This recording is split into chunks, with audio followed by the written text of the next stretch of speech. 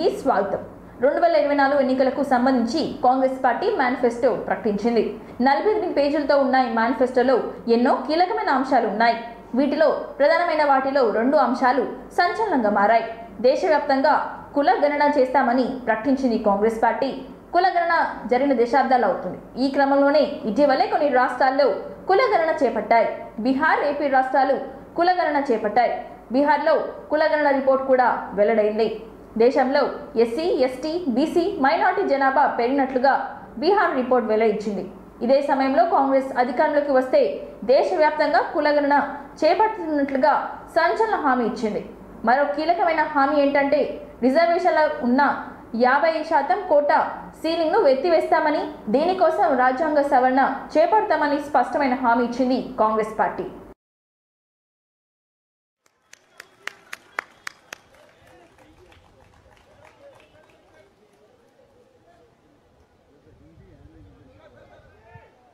Yeah, both Hindi.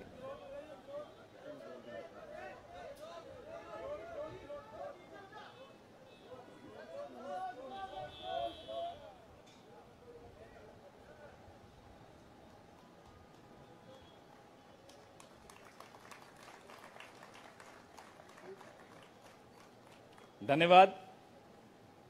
अब मैं manifesto committee के अध्यक्ष श्री पी चिदम्बरम साहब से आग्रह करूंगा कि वो इस न्याय पत्र के विषय में कुछ इस पर प्रकाश डालें, आपसे चर्चा करें।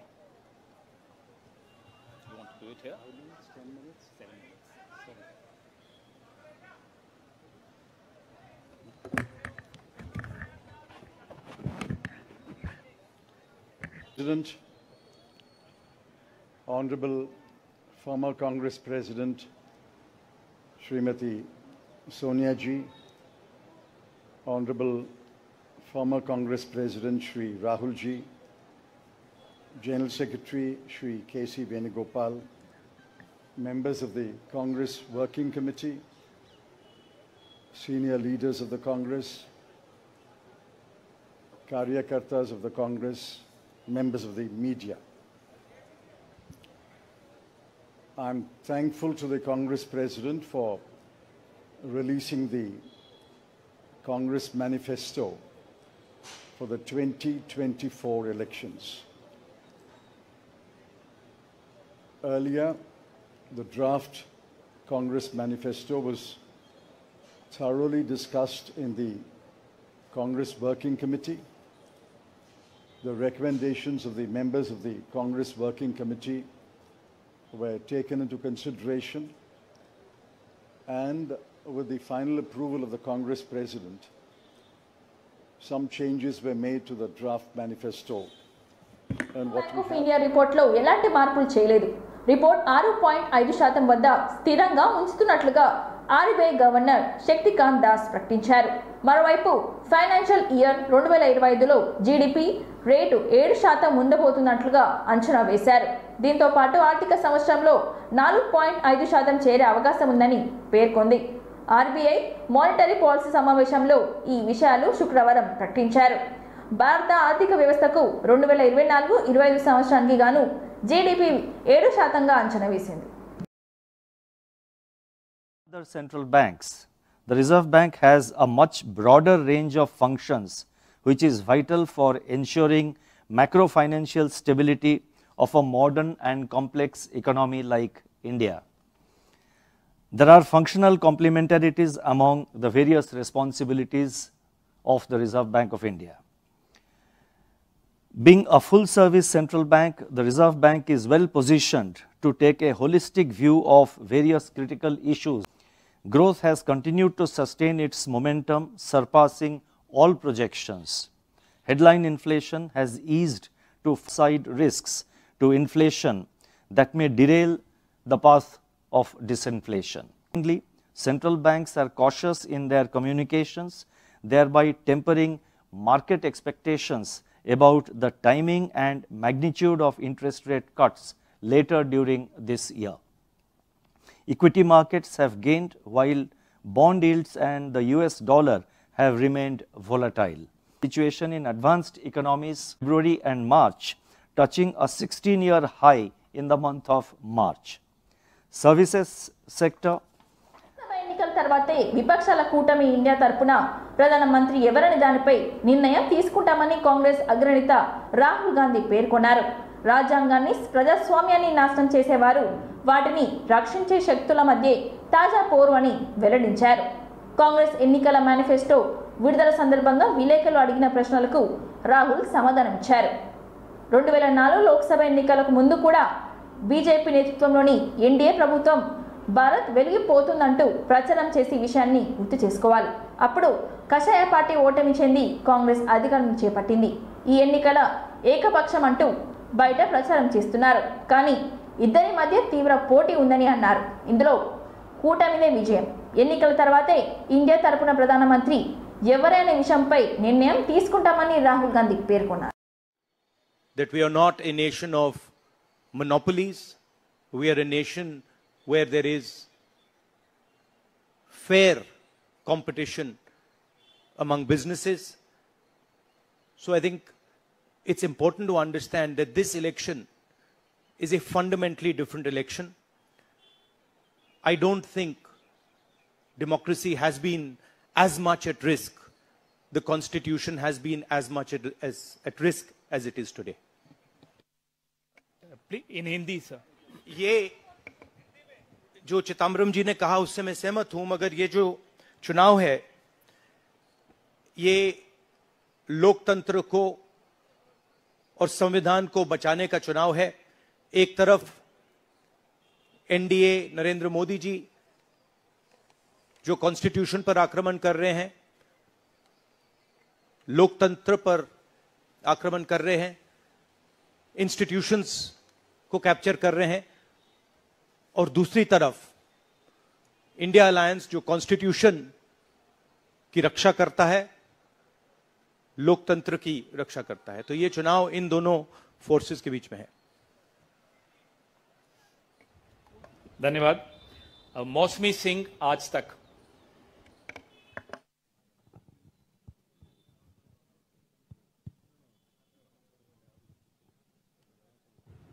Reflects, is there a introspection that it's not viable economically? Is it that? It's not missing as such. It's very much on our minds. Well, Madam Sonia. And the demand, the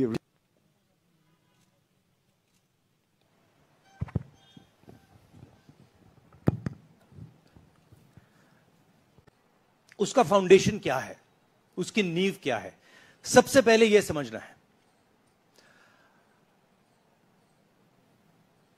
Narendra Modi ji ने जैसे अदानी जी की monopoly है ports पर, infrastructure पर, defence में, वैसे नरेंद्र मोदी जी ने political finance की मोनोपोली बनाई है. कैसे बनाई है? ED, CBI, income tax department का प्रयोग करके. अगर आप बॉन्ड स्कीम्स को देखें तो उसमें साफ दिख जाता है कि नरेंद्र मोदी जी ने, बीजेपी ने एक प्रकार से पॉलिटिकल फंडिंग, एक्सटोर्शन से, धमकी से హామీలు నమ్మి ప్రజలు ఓటేసి అన్నారు.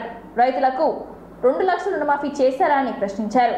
మెదక్ నియోజకవర్గ కార్యకర్తల సమావేశంలో ఆయన మాట్లాడారు. రుణమాఫీ డబ్బులు రాలేదు. బ్యాంక్ అధికారులు రైతుల ఇళ్లపై పడ్డారు. 2 లక్షల రుణమాఫీ జరిగిన వాళ్ళు కాంగ్రెస్ కి ఓటేయండి, రుణమాఫీ కాకపోతే బీఆర్ఎస్ కి ఓటేయండి అని చెప్పారు. వరి పండిస్తే 500 బోనస్ ఇస్తామని అన్నారు. ఇచ్చారా అని ప్రశ్నించారు. వడ్లపై దృష్టి పెట్టమంటే రేవంత్ రెడ్డి బల్సలపై దృష్టి పెట్టారని విమర్శించారు.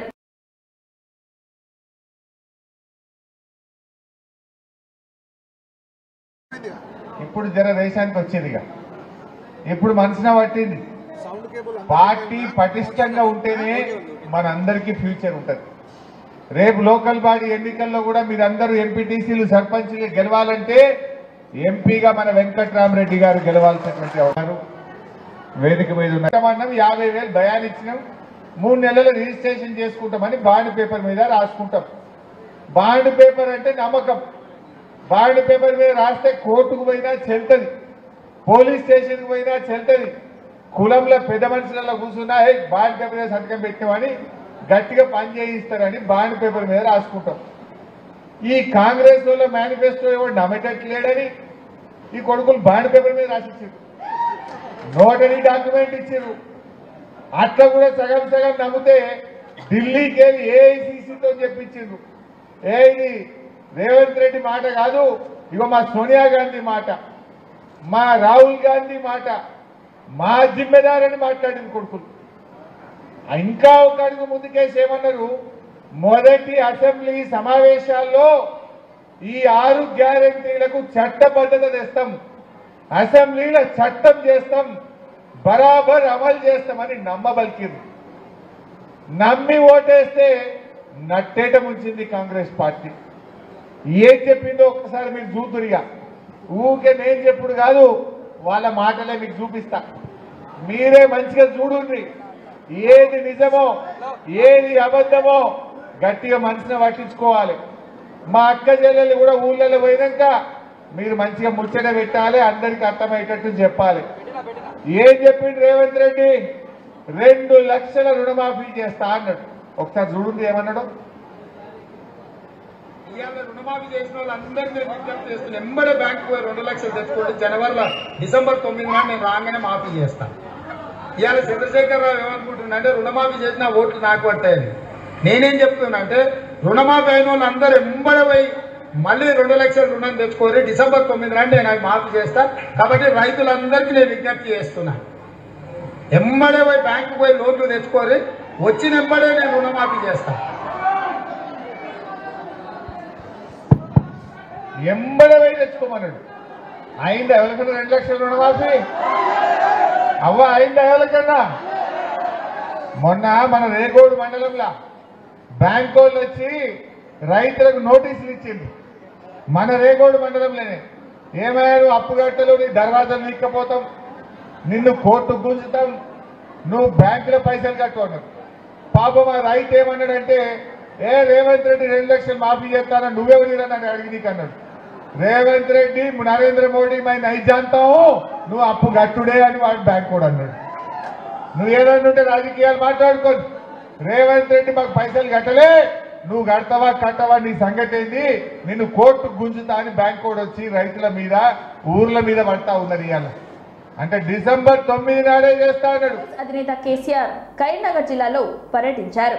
ఎండిపోయిన పంటల పొలాలను ఆయన పరిశీలించారు. స్థానిక రైతులతో మాట్లాడి సమస్యలు అడిగి తెలుసుకున్నారు.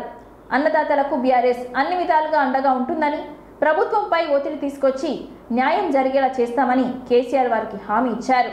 సాయంత్రం చొప్పదండి నియోజకవర్గంలోని బోయినపల్లి వద్ద రైతులతో ఆయన మాట్లాడారు. తర్వాత వేములవాడ సిరిసిల్ల నియోజకవర్గంలో పర్యటించారు. గ్రామాలన్నీ ఊరికొక 100 ఎకరాల చొప్పున ఎండిపోయినాయి సార్. అదేవిధంగా మన కొత్తపల్లి నాకు చెడ్డం లేదు సార్. నాగూరు, గోపాల్పూర్, తిరుమల, ఇవన్నీ కూడా ఎండాకాలం కూడా మన ప్రభుత్వం ఈ 2 నెలలు దీనిలో దృష్టి పెట్టడం చాలా ఇబ్బంది కలిగింది.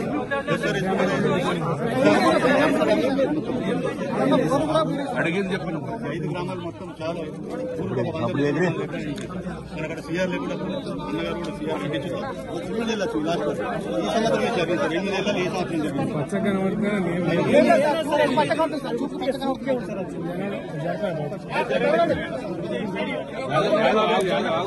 కొంచెం సార్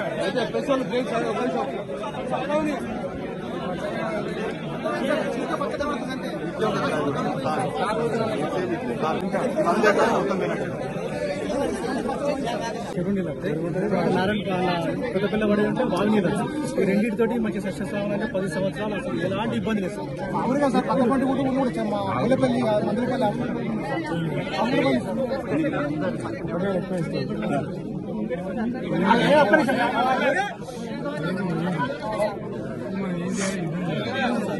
అంతే కదా, ఎకరానికి 25,000 రూపాయలు కట్టేయాలని మనం కొట్టాలి. దానికోసం మీరు రెడీ ఉండండి.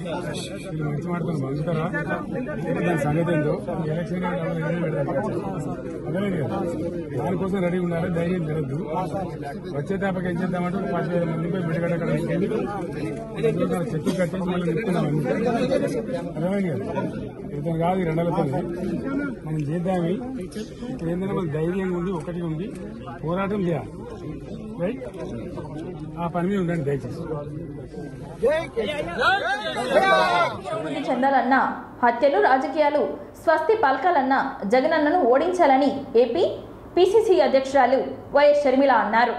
మాజీ మంత్రి వివేక హత్య కేసులో నిందితుడిగా ఉన్న వ్యక్తికే మళ్లీ వైకాపా టికెట్ ఇచ్చారని ఆగ్రహం వ్యక్తం చేశారు. హంతకులను కాపాడుకునేందుకే సీఎం పదవిని జగన్ వాడుకుంటున్నారని విమర్శించారు. వైఎస్ఆర్ జిల్లాలోని బస్ యాత్ర ఆమె ప్రారంభించారు. వివేకానందరెడ్డి కుమార్తె సునీత, కాంగ్రెస్ ముఖ్య నేతలు పాల్గొన్నారు. బస్సు యాత్ర సందర్భంగా షర్మిల మాట్లాడుతూ వైఎస్ రాజశేఖర రెడ్డి 5 ఏళ్లుగా సీఎంగా ఉన్నారని, కేంద్రంలో ఉన్న కాంగ్రెస్ ప్రభుత్వం సహకారంతో ఎన్నో అద్భుత పథకాలను తీసుకొచ్చారని అన్నారు. రుణమాఫీ, ఫీజు రియంబర్స్మెంట్, జలయజ్ఞం, ఆరోగ్యశ్రీ వంటి ఎన్నో కార్యక్రమాలను అమలు చేశారని చెప్పారు. ప్రత్యేక హోదా తీసుకొస్తానని ప్రతిపక్ష నేతగా ఉన్నప్పుడు చెప్పిన జగన్ అధికారంలోకి వచ్చాక బీజేపీకి తాటాకు పెట్టారని ఆపేక్షించారు. హోదా వచ్చి ఉంటే రాష్ట్రానికి పరిశ్రమలు వచ్చి ఉండేవని ఆమె అన్నారు. రాజధాని లేదు, పోలవరం పూర్తి కాలేదు, రాష్ట్రంలో ఎలాంటి అభివృద్ధి జరగలేదని ఆమె అన్నారు. కడప స్టీల్ ప్లాంట్పై ఒక్క అడుగు ముందుకు పడలేదని, వైఎస్ఆర్ ఉండి ఉంటే అది పూర్తయ్యేదని ఆమె చెప్పారు. Call records, phone call records కూడా వాళ్ళు మాట్లాడుకున్నారు అని చెప్తుంది. మూలాలు కూడా వాళ్ళు డబ్బులు ఇస్తే తీసుకున్నారు అని చెప్తున్నారు. మరి ఇన్ని సాక్ష్యాలు, ఇన్ని ఆధారాలు ఉన్నా సిబిఐ వేలెత్తి అవినాష్ రెడ్డి అని చెప్తున్నా కూడా ఈ రోజు వరకు కూడా శిక్ష పడలేదు. హత్య చేసిన వాళ్ళకు గాని, హత్య చేపించిన వాళ్ళకు గాని. 5 సంవత్సరాలు అయింది అంత గొప్ప నాయకుడిని హత్య చేసి. ఇక 5 సంవత్సరాలు అయ్యి అంత గొప్ప నాయకుడికే న్యాయం జరగకపోతే ఇక మన దేశంలో, మన రాష్ట్రంలో సామాన్య ప్రజలకు ఏం న్యాయం జరగాలి? ఈ రోజు వరకు కూడా సాక్ష్యాలన్నీ చెప్తున్నా కూడా ఆయనకు శిక్ష పడడం లేదు. అంటే ఎందుకు పడడం లేదు? ఎందుకంటే జగన్మోహన్ రెడ్డి గారు అడ్డం నిలబడ్డారు కాబట్టి. ఎందుకంటే జగన్మోహన్ రెడ్డి గారు ఆయన అధికారాన్ని వాడుకొని అవినాష్ రెడ్డిని కాపాడుతున్నాడు కాబట్టే ఈ రోజు వరకు కూడా హత్య చేసింది ఫలానా అని తెలిసి కూడా సిబిఐ ఒక్క అడుగు కూడా ముందుకు వేయలేకపోతుంది. అధికారాన్ని ఇచ్చింది ఎందుకు జగనన్నకు? ప్రత్యేక హోదా తీసుకొస్తాడు అని. అధికారం ఇచ్చింది ఎందుకు జగనన్న? మంచి మంచి ప్రాజెక్టులన్నీ ఉన్నాయి, నీటి ప్రాజెక్టులన్నీ, జలయజ్ఞం అన్ని పూర్తి చేస్తాడు అని. ఎందుకు ఇచ్చారు జనం అధికారం? మనకు రాజధాని, ఆంధ్ర రాష్ట్రానికి కనీసం ఒక రాజధాని అంటూ ఒకటి ఉందా? మనం తలెత్తుకొని చెప్పుకోగలేటట్టు ఒక రాజధాని కూడా లేదే. నేను రాజధాని కడతాను అంటే నమ్మి ఓట్లేశారు జనాలు. వచ్చిందా? కడప స్టీల్ ఫ్యాక్టరీ రాజశేఖర రెడ్డి గారు ఉండుంటే ఈ పాటికి ఎప్పుడో పూర్తయ్యేది. అన్ని కలిపితే 1,00,000 ఉద్యోగాలు ఇచ్చే ప్రాజెక్ట్ ఆ ప్రాజెక్టు. కానీ ఇంతవరకు జగనన్న గారు 5 సంవత్సరాలుగా ముఖ్యమంత్రిగా ఉన్నా శంకుస్థాపనలు వేయడమే తప్పితే ఒక్క అడుగు కూడా ముందుకు పడలేదా ప్రాజెక్టు. ఈ రోజు వరకు కూడా పూర్తి కాలేదు అంటే మరిది వైఫల్యం కదా అని అడుగుతున్నాం. అవినాష్ రెడ్డికి ఓట్లేసి గెలిపించిన ఎంపీ మరి మీకోసం నిలబడ్డా? కడప స్టీల్ ఫ్యాక్టరీ ఎందుకు కాలేదు అని ఎప్పుడన్నా ప్రశ్నించాడా? అసలు కడపకు, బెంగళూరుకు రైల్వే లైన్ కాకపోతే ఈ రోజు వరకైనా ఒక్కసారైనా నిజంగా కొట్లాడారా? ప్రత్యేక హోదా కోసం ఒక్క నిజమైన ఉద్యమమైనా చేశారా? ఏం చేసినట్టు? ప్రజలకు కనీసం ఆదుకుంది లేదు కానీ ఈ రోజు కనీసం మంచినీళ్లు కూడా లేదు అని ఎక్కడికి వెళ్ళినా చెప్తున్నారు. అంటే ఇక వీళ్ళ నాయకులు ఎందుకు వాడుకుంటున్నారన్న మన్నాలు ప్రభుత్వ హత్యలేనని టీడీపీ అధినేత చంద్రబాబు అన్నారు. జగన్ తక్షణమే సీఎం పదవి నుంచి తప్పుకోవాలని డిమాండ్ చేశారు. తండ్రి చనిపోతే రాజకీయ లబ్ధి కోసం ప్రయత్నించారని, బాబాయ్ని చంపేసి మళ్లీ దండ వేసి సానుభూతి పొందారని వ్యాఖ్యానించారు. వైకాపా నేతలు శవర్ రాజకీయాలను మానుకోవాలని హితవు పలికారు. గోపాలపురం నియోజకవర్గంలోని నిర్వహించిన మీడియా సమావేశంలో చంద్రబాబు మాట్లాడుతూ పింఛన్ల విషయంలో ప్రజలను ఇబ్బంది పెట్టే వరకు తప్పుడు ప్రచారం ఇవ్వడం దారుణమని అన్నారు. వాలంటీర్ వ్యవస్థను తాము కొనసాగిస్తామని చెప్పారు. పింఛన్లపై జరుగుతున్న కుట్రల్లో అధికారులు భాగస్వామ్యం కావడం దుర్మార్గమని ఆయన అన్నారు. చూస్తూ ఉంటారు కానీ మంచిది కాదు. మీరు మీ కుటుంబాలకు ముఖ్యంగా హెచ్చరిక చేస్తున్నా, గుర్తు చేస్తున్నా, మీకు ఉద్యోగాలు రావు, మీకు చాలా ఇబ్బందులు వస్తాయి. కేసులుంటే ఉద్యోగాలు రావు. Be clear. అందులో ఎలక్షన్ కేసు అయితే అది వెంటాడుతూనే ఉంటుంది, అంత ఈజీగా కూడా పోవు. మేము కూడా రేపు రాబోయే రోజుల్లో పదే చెప్పిన తర్వాత కూడా మీరు వినకపోతే మిమ్మల్ని కూడా మేము కూడా కాపాడే పరిస్థితిలో ఉంటాం. ఆ విషయం అందరూ గుర్తుపెట్టుకోవాలి. ఆల్ వాలంటీర్స్ని మళ్ళా విజ్ఞప్తి చేస్తున్నా, వాలంటీర్స్కి మేము వ్యతిరేకం కాదు. మీరు ప్రజలకు సేవ చేయండి, తటస్థంగా ఉండండి, మేము మీకు అండగా ఉంటాం. మీలో చదువుకున్న వాళ్ళు చాలామంది ఉన్నారు. మీకు కానీ క్యారియర్ బిల్డింగ్ చేస్తే, స్కిల్ అప్గ్రేడేషన్ చేస్తే ఇంకా మెరుగైన జీతాలు వస్తాయి, మెరుగైన భవిష్యత్తు ఉంటుంది. అది మా బాధ్యత. కానీ మీరు చిన్న తప్పుడు పనులు చేసి ఇరక్కపోవద్దండి. వార్తలు సమాప్తం. మరిన్ని వార్తలతో మళ్ళీ కలుద్దాం. చూస్తూనే ఉండండి ఓర్గల్ 9 నేషనల్ టీవీ.